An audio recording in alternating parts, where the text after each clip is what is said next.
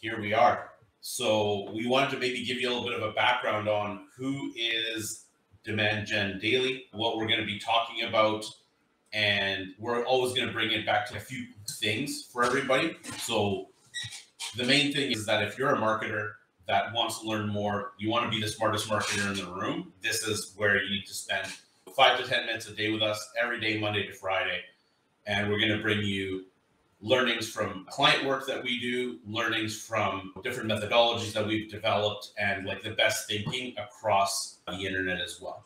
So that being said, my name's Nick, and we have Ricky with us as well every single time. And really what it comes down to for us within the Demand Gen Daily is that we always think about lifetime value versus customer acquisition cost. And really, when you start thinking about lifetime value versus customer acquisition cost, there's a few things of why this methodology matters. Number one, I mean, it's very basic when it comes down to if your lifetime value is greater than your customer acquisition cost, that means that you have a profitable business. If you don't have that relationship where lifetime value is lower than customer acquisition cost, your business will not be profitable. But that's a duh statement. But like really to break this down, I think it's important to understand what the definitions of these things are. So lifetime value is really revenue times contribution margin. So any kind of direct cost to deliver that product. So for example, like if you are in some sort of e-commerce store, if you're buying something for 20 cents and selling it for 100 cents, that means that you have 80 cents left over. Your LTV would be 80%. So all your revenue times 0.8 equals your lifetime value. That's LTV like for one purchase if that person was only going to purchase once. But if your average customer purchases 10 times from you, obviously you take that 80 cents and you multiply it by 10 purchases because that's the average number of purchases. Obviously, this can get like pretty advanced when people are buying like different things at different times and of different sizes. And you can divide LTV by cohort. So you can like divide it into this type of user has the LTV of this, and this other user has this LTV of that. And you can kind of do user groups and things like that. But, you know, ultimately what matters is what your overall LTV is, and then comparing that to customer acquisition costs. And customer acquisition costs is everything, all the costs associated with obtaining a brand new customer. So that can be, if you have a sales team, that includes members of your sales team. If you have a marketing team, it includes members of your marketing team. Media spend, obviously, anything and everything that went into acquiring that customer. So that's pretty broad. And then generally, when we're looking at the LTV to CAC, what we're basically looking for is like an appropriate multiple of LTV versus customer acquisition cost.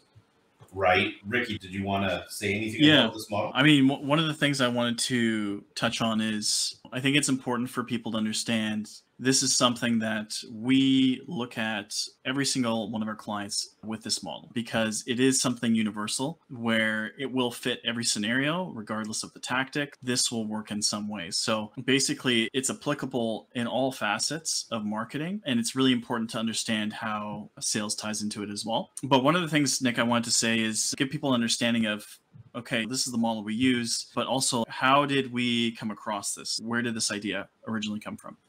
Yeah, so I mean, really, the LTV to CAC model is widely used in SaaS businesses. So if you know anything about SaaS marketing, if you know anything about raising venture capital, you're very familiar with this model.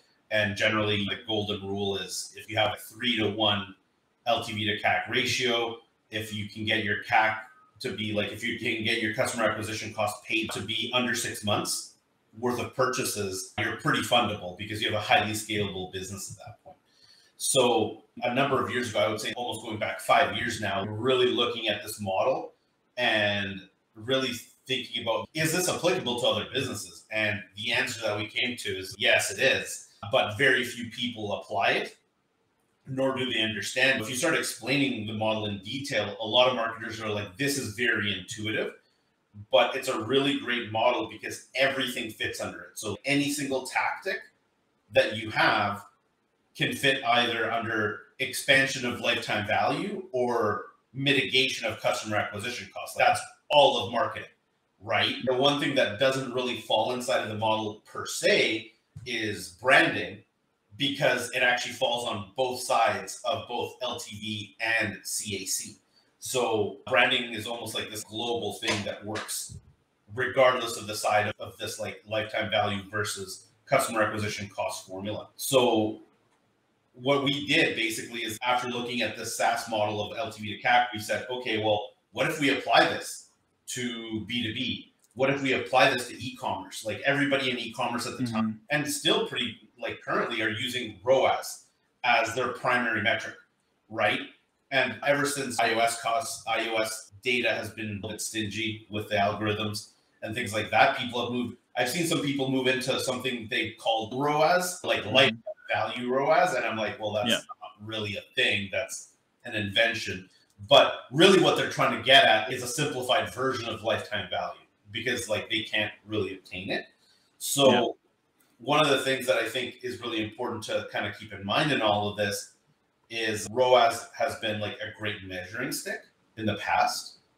However, given where the market is going, where data is only going to get more restrictive over time with like new privacy policies, etc., we really need to start looking at lifetime value more so than ROAS. And we're seeing this reflected right now, obviously, in businesses that have a brand versus businesses that have a product, like a one product business, and like then variations of that product versus a brand.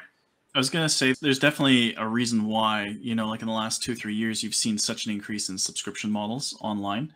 And it's because people are recognizing that ROAS is a very simple measure. It basically measures how much revenue is coming in. But for every business, based on their cost structure, they need a different ROAS. It's not one size fits all. So when you have a situation where costs are rising and people are struggling to meet the ROAS they need for their business to have a successful, profitable business model, you're looking for additional ways to address that. And subscriptions is one of the main ways that people have found to address that, to increase the lifetime value of your customers, whereas you're still acquiring that customer just one time.